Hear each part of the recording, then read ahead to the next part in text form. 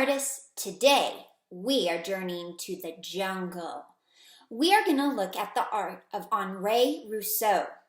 Henri Rousseau was a French artist who lived during the late 1800s, and he was known for making awesome jungle pictures. But can I tell you a secret? Rousseau never actually went to a jungle. He just went to the zoo and the gardens and drew the things that he saw there, but in a very dramatic way. Let's take a look at one of his pictures together. This is called Tiger in a Tropical Storm. As you look at it, what do you see? What do you think you would hear if you were in the picture? What would you smell? What would you feel? When I look at the picture, I start in the very front. This is called the foreground. It's the part that's the closest to the viewer, the person looking at the picture.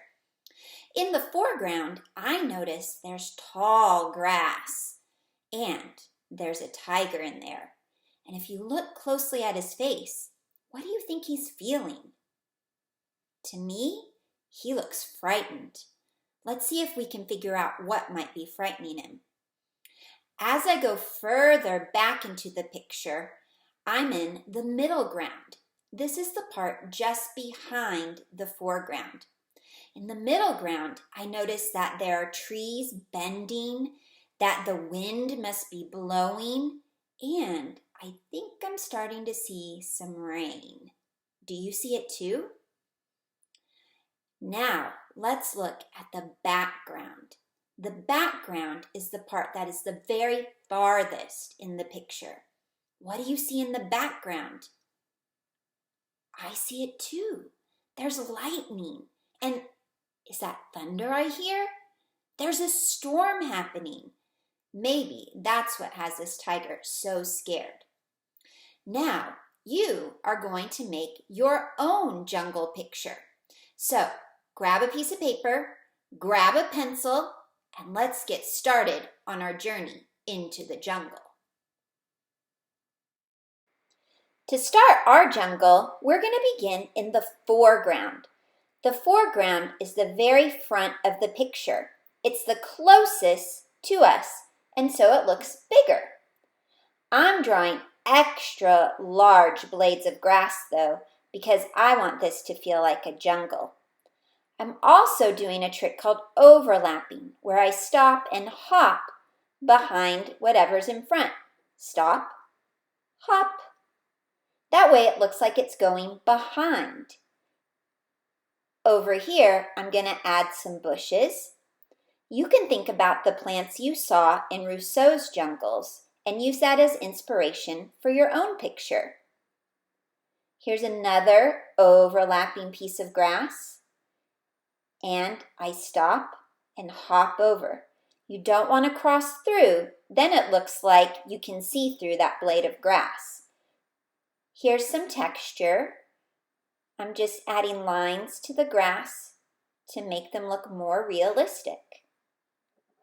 I also remember that Rousseau had some flowers in his jungle. I think I'll add some flowers to mine too.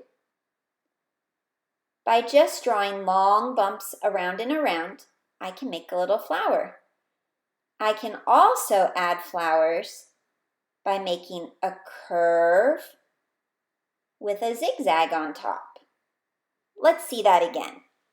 A curve with a zigzag on top. I'm making the flowers extra big because this is a jungle. Now it's time for our tiger. I start with a circle for his head, and I overlap his body. See how I stop at the bushes in front? Triangles for ears, and a circle for his snout. Another triangle for his nose, and a line for his mouth. Some quick lines make whiskers, and for his eyes, I'm using half circles. A curve over the top and straight on the bottom. I'm going to put circles inside, and I put him a little off to the side so it looks like he's looking at something. Eyebrows and a mouth, and don't forget those stripes. Stripes are very important to make our tiger look realistic.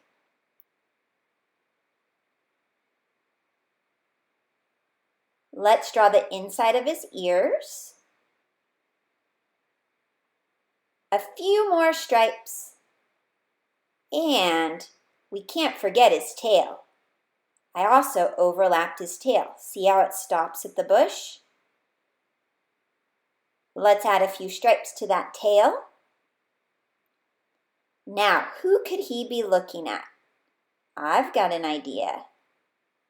I'm starting with a half circle for a body, a circle for the head. Can you guess what it will be? If you guessed a bird, you're right. I'm going to have my tiger looking over at a bird that's landed on this grass. I'm inventing this bird, so I'm just making up some shapes as I go. You can do that too. Now they're looking at each other. Let's move to the middle ground.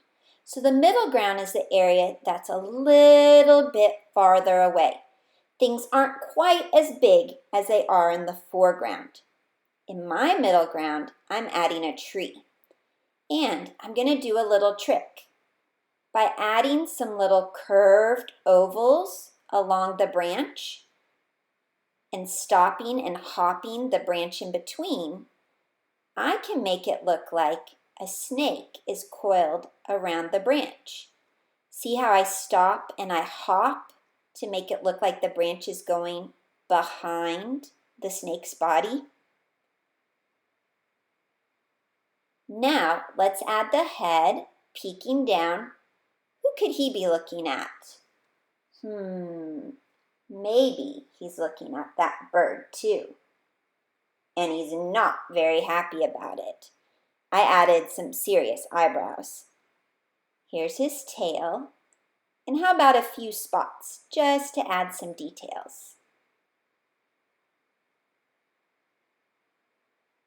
Looking good. Maybe I should add some texture to the tree, just to give it some life. And some of those leaves hanging down. I'm making them go off the page so they look extra big. I'm also going to do some overlapping, so some of the leaves look like they're behind the leaves in the front. See how I stop and hop to overlap? All right, now to the background. We're going to add a horizon line. The horizon line is the line where the sky and the ground touch. I'm making mine kind of like mountains, so I've done zigzags. Up above are all the things in the sky. So there's my sun and some clouds. This is the background, the farthest part of our picture. So things look a little bit smaller, so it makes you feel like they're farther away. There you have it. Great job. Now, it's your turn to create your own jungle. Think about what you're going to put in the foreground, middle ground, and background. I can't wait to see what you make. Have fun and be creative. Bye, artists.